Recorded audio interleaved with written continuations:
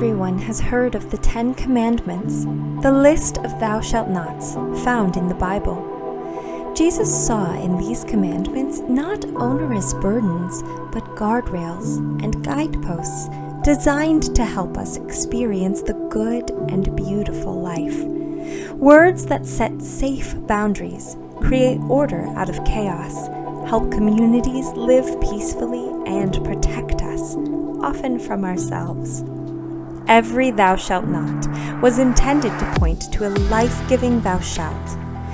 These ancient words were given by a loving God who longed to protect us from harm while pointing toward the keys to a deeply meaningful and joyful life. Join us as we read the 10 Commandments through the eyes of Jesus.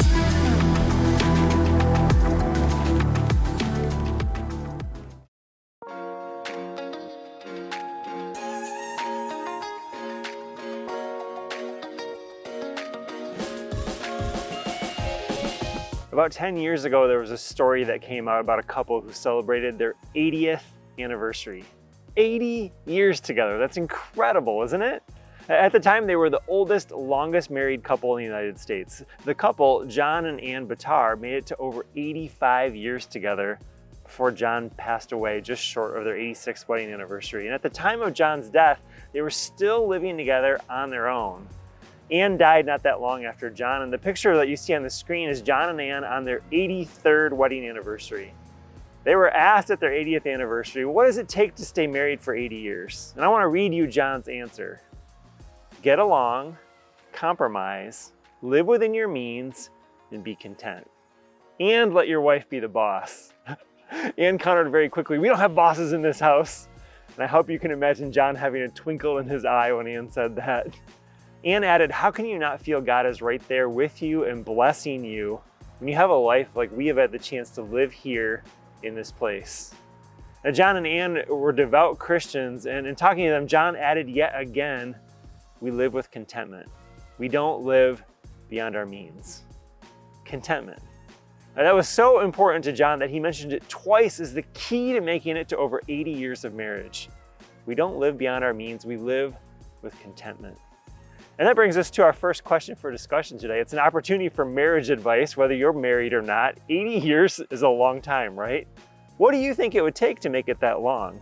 Here's the question. What advice would you give for having a long-term marriage? Let's discuss that.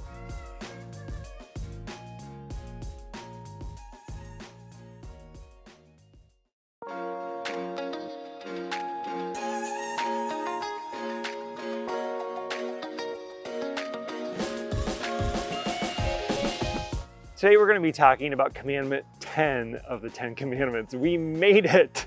Yes!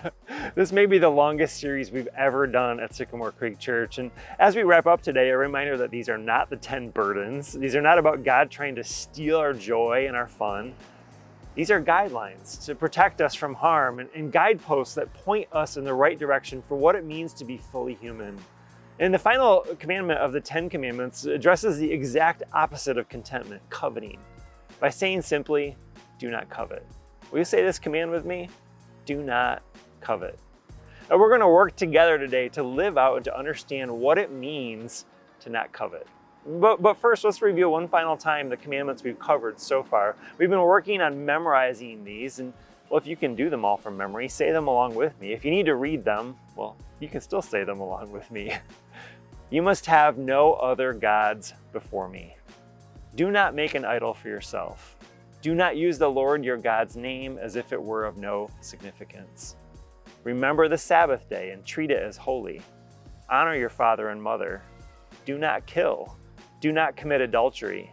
Do not steal. Do not testify falsely against your neighbor. And do not covet. And we want to figure out today what this commandment to not covet means.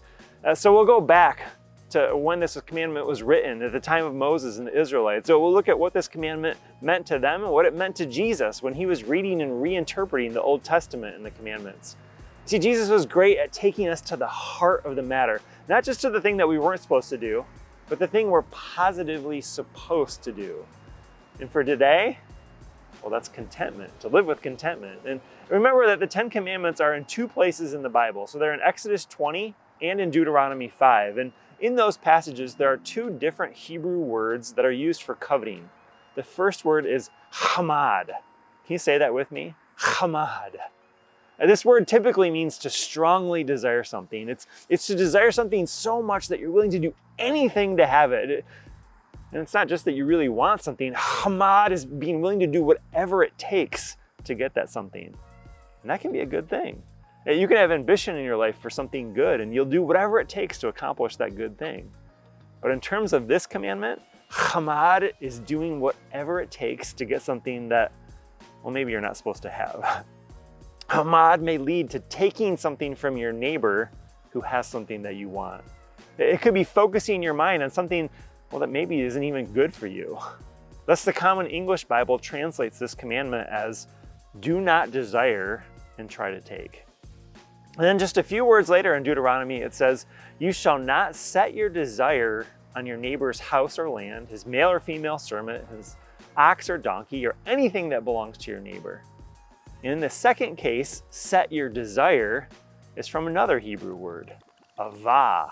Say that with me, avah. Hamad and avah can be used interchangeably, but avah has a connotation of craving. It's like this desperate craving for something. And again, hamad, avah, they can be fine and they can be a good thing, but well, sometimes it's not a good thing to satisfy a craving. For example, I have a craving for Death by Chocolate ice cream from Quality Dairy. It's now $6.50 for a half gallon. Yikes. Can't indulge that craving too often, but I love it. I love to satisfy that craving. And now it's one thing to eat maybe a bowl of ice cream, a small portion, but if I get all going, I can eat that whole half gallon without a problem. And that's the downside to a craving. When you overindulge it, it can lead you in a bad direction. Avah and hamad. Now, hamad is this idea of desiring something that's not yours, which we translate as covet. And the first time we see this is in Genesis 2 and 3 with the story of the forbidden fruit. God placed Adam and Eve in the Garden of Eden and said, you can have anything you want. It's all for you. I have blessed you with these wonderful things. And God added, but there's only one tree I want you to avoid. Don't eat from that tree. It's my tree. It's the tree of the knowledge of good and evil. Don't eat that fruit. That fruit belongs to me. Well, what happens? What becomes the one tree they most want to eat from? They desperately want the fruit they're not supposed to have. And this is the thing, tell them they can't have it, and it suddenly becomes the one thing they most desperately want. And so the serpent comes and whispers in their ear to lure them to this forbidden fruit.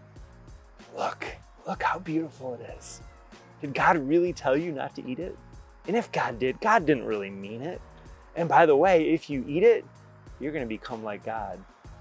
And so the forbidden fruit was described with the adjective of hamad. It was desirable, and Adam and Eve began to desire it so much, they were willing to take what wasn't theirs. They were going to take the fruit that God said belonged to God and eat it. And I can imagine them looking at that forbidden fruit, wondering how it tastes. Imagine them squeezing it, imagine them feeling it. Maybe they even smelled it, and then they licked it, and then they took a bite, and they ate it. And in that moment, paradise was lost. They craved what didn't belong to them. They craved what God said wasn't good for them, and they did whatever it took to have it. Now, this story is an archetypal story. It's all of our story. It's our story. It's all of us. And we've heard the serpent whisper in our ear, you want that. You need that. And you'd be a little happier with that. Which brings us to our next question for discussion about craving. When have you experienced the temptation of desiring something that was forbidden? Let's take a moment and discuss that.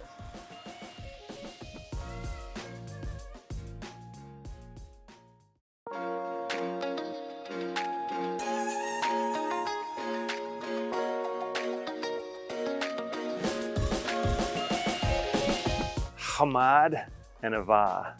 Psalm 19 verse 10 points out that hamad and avah can be positive things. In that psalm, it talks about coveting or craving God's precepts. Sometimes we say that we covet other people's prayers. We long or we yearn for them. And again, we can long and yearn for good things. When we long and yearn for something, though, that's not good for us or that we can't afford or that belongs to someone else and we want it for ourselves, hamad and avah become sin. They become missing the mark. And Exodus 20 offers the full commandment for do not covet, and I want to share that with you. There's more to this commandment than just do not covet. It reads, You shall not covet your neighbor's house. You shall not covet your neighbor's wife or his male or female servant, his ox or donkey or anything that belongs to your neighbor. Now notice something here. These commandments were written for men because these commandments were written at a specific time, or at a specific place in which the Israelites lived. And it doesn't say you shall not covet your neighbor's husband. It only says to not covet your neighbor's wife. And I point that out to remind us that, well, this was the world in which the Israelites lived. And this is how this commandment came to them. And they were not to desire their neighbor's ox or donkey. This command was given at a specific time and place, but there are timeless principles embedded in it. And it's right and good for us today to expand this commandment to everyone.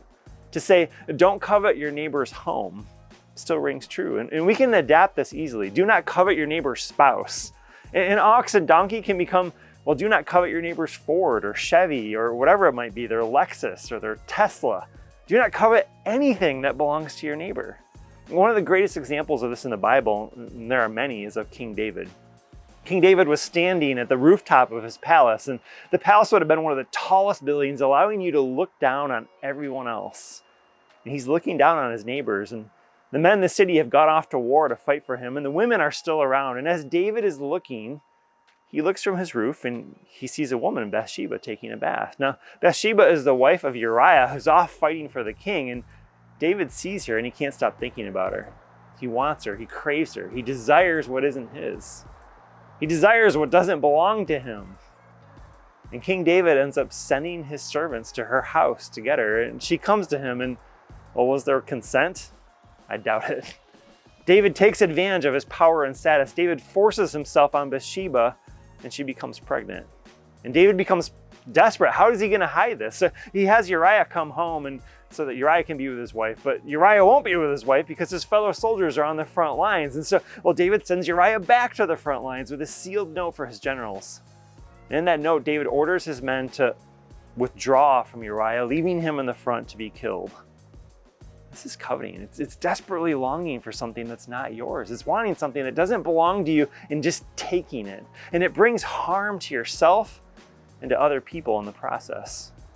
It's been noted that the first and 10 commandments bracket all the other commandments. And in Judaism, the first commandment is, I am the Lord your God. I am Yahweh, the source and sustainer of everyone and everything. And in the first commandment in Judaism, God reminds us, I am the source of your life. And as a result of that, don't have other gods before me. Don't make idols of anything else. Put me first.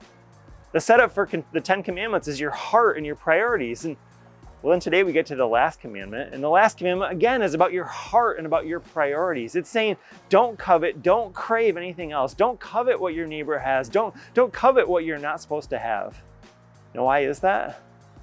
Because what we really covet, what we really long for, what we really crave is God, first and foremost. Now we can think of all the other commandments as guidelines or ways of working this out. Where is your heart? Where are your priorities? Now the Old Testament was written in Hebrew, and we've covered 2 words from the Old Testament for coveting. The New Testament was written in Greek, and the New Testament also talks about coveting. And there are 2 primary Greek words used for this idea of coveting. The first word is a wonderful word that's helpful to remember. It's called Pleomexia. Say that with me, Pleomexia. It just rolls off the tongue, doesn't it? It sounds a bit like a medical condition. I've got a really bad case today of Pleomexia. Serious, I need some medication. Let's break this down. Pleon is more, and exo is to have. It's the desire to constantly have more. And this word is translated into English as to covet. So in Luke 12, verse 15, Jesus uses this word pleonexia. It's a great verse. He says, be on your guard against all kinds of greed, for one's life does not consist in the abundance of possessions. The word greed there, it's pleonexia. And I want you to note the context of Jesus' words. He's speaking to first century Jewish peasants who had nothing. They were constantly craving more. And if that was true then for people who had nothing, well, how much more is it true for us today in the United States? The richest empire ever. Today we're constantly bombarded with the message that we need just a little bit more. If I had that technology, if I had that vehicle, if I had that home, if I had that person, if I had that food, if I just had something more or different, if I had what my neighbor has, well then I'd be happy and satisfied. We're constantly bombarded with opportunities to shop. We swim in a sea of advertising and desires. And if I just had fill in the blank, whatever it is, I'd be happy. It's the myth of the age we live in. And in Luke 12, right after Jesus says your life does not consist of the abundance of your possessions, he tells a story, a parable to illustrate this. It's the story of the rich fool. The rich fool has a bumper crop. He's got all he needs and then some. His barns are completely full. So what does he do? Again, he has more than enough. He could share with others. He could give away some of his excess. He doesn't need any more. What does he do? He tears down his barns to build bigger barns. He adds a storage unit. He adds another stall to his garage. He builds a pole barn. He builds a house with a bigger basement and with more closets. So he has places for all his stuff. And then the man dies, and God says to this man, "You fool. You stored up in a barn what you could have shared generously with those around you. You could have helped people around you in need." We do this, don't we? And one of the booming businesses in the United States is storage units. And I'm not going to ask how many of you have one. But what do you need a storage unit for? It's for when you have more stuff than your living space can accommodate.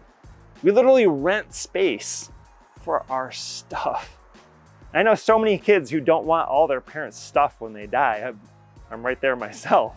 We don't want it. We don't want to sort through it. We don't want to have to deal with it. We have more than enough ourselves. We don't need more stuff, but this is the world that we live in today. Too much stuff. Now, I'm not immune to this. I'm not immune to the accumulation of stuff. I wrestle with this myself. This past summer, we went on a hiking trip out west, and well, of course, I needed some new hiking equipment then before we left. We got some new backpacks and I got a new hiking hat, and well, I had to work really hard to rein myself in to not get more. You see, the things that we're passionate about, we tend to accumulate stuff around those things. So our final discussion question today is a reflection of where we wrestle with desiring more. In what area of your life do you wrestle with contentment, whether it's clothes, home, vehicle, job, technology, whatever it is? Let's take a moment and discuss that.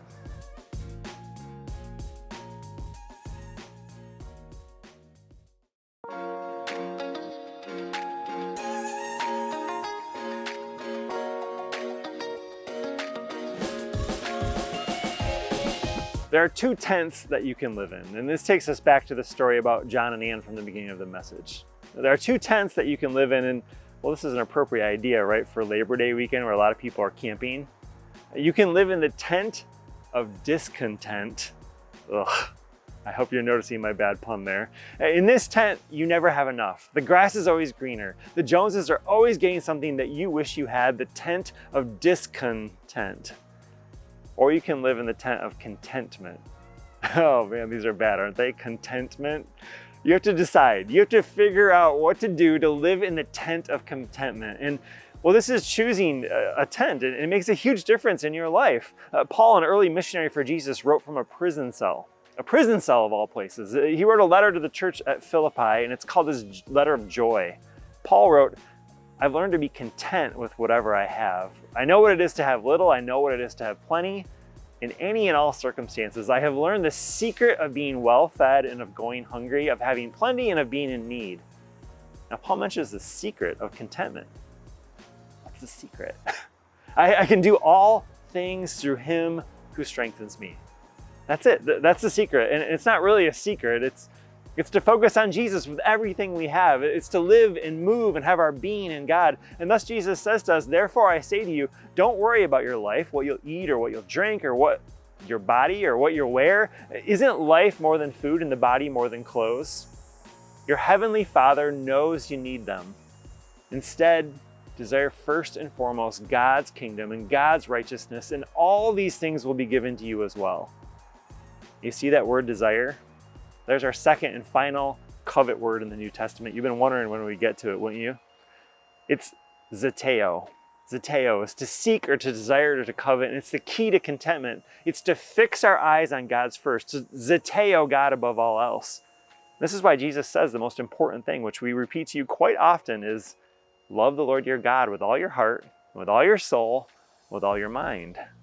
This is the most important thing because I need to know, and you need to know, and we all need to know that our life is not just about us and our stuff. It's about God. It's about other people. And Jesus says the second most important thing is love your neighbor as yourself. And one of the ways we put God first is to serve God's people around us. If you live to bless the people around you, you'll find contentment. If you live for yourself and what you can get from others, well, you're going to find dissatisfaction and discontentment. As we wrap up this series today, my hope and my prayer is that we may be a church filled with people who passionately pursue God and love others with everything that we have. I'd love it if Sycamore Creek was a place of joy and peace and contentment found through God. May we find our contentment through God together and through pursuing God together. Amen.